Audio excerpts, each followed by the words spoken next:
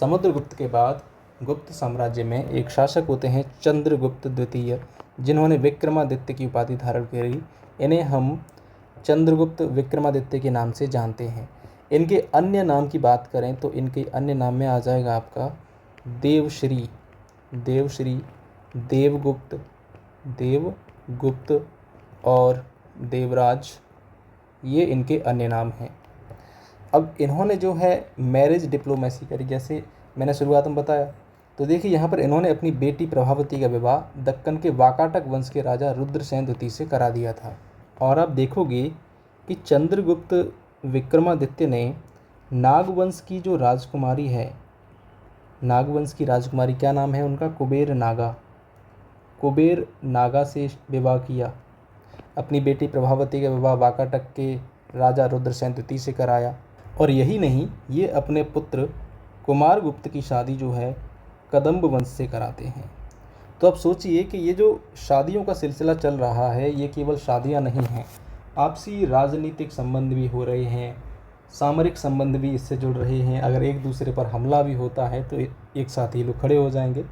तो इस तरीके से ये साम्राज्य जो है, इन्होंने वैवाहिक संबंधों के आधार पर हर तरीके से इन्होंने डिप्लोमेसी वगैरह इन सब का यूज़ करके अपने साम्राज्य का विस्तार किया। अब जैसे कि आप देखोगे कि वाकाटक जो वंश है, जहाँ इन्होंने अपनी बेटी की शादी की, उनके सहयोग से इन्होंने क्या किया, शकों को पराजित किया। शकों को हमने पिछली क्लास में समझा था। शकों को पराजित किया और इसी विजय के उपलब्ध में इन्होंने चांदी के सिक्के चलाए, चांदी के सिक्कों का प्रचलन किया। और चंद्रगुप्त द्वितीय को परम भागवत भी कहा जाता है। परम भागवत की उपाधि सबसे पहले किसने धारण की थी, आपको मैंने अभी बताया था। और मेहरौली के लौह स्तंभ का निर्माण भी इन्होंने कराया था। तो मेहरौली का लौह स्तंभ जो है इन्होंने ही बनवाया था। उस पर किसी चंद्रगुप्त का तो नाम नहीं है, लेकिन ना ही उस पर गुप्त साम्राज्य के किसी भी राजा का नाम है, ना गुप्त वंश लिखा है।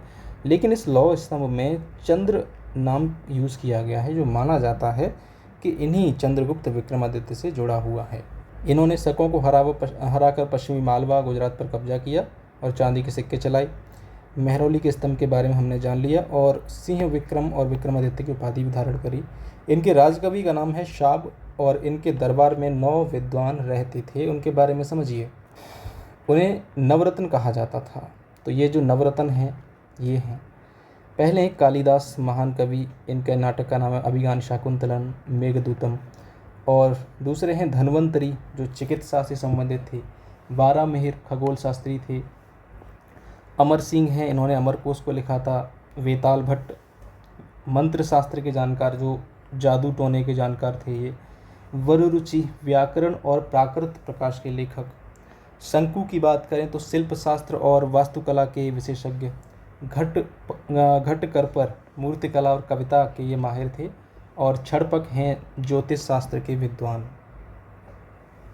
तो ये इनके दरबार में नवरत्न थे, 9 विद्वान थे।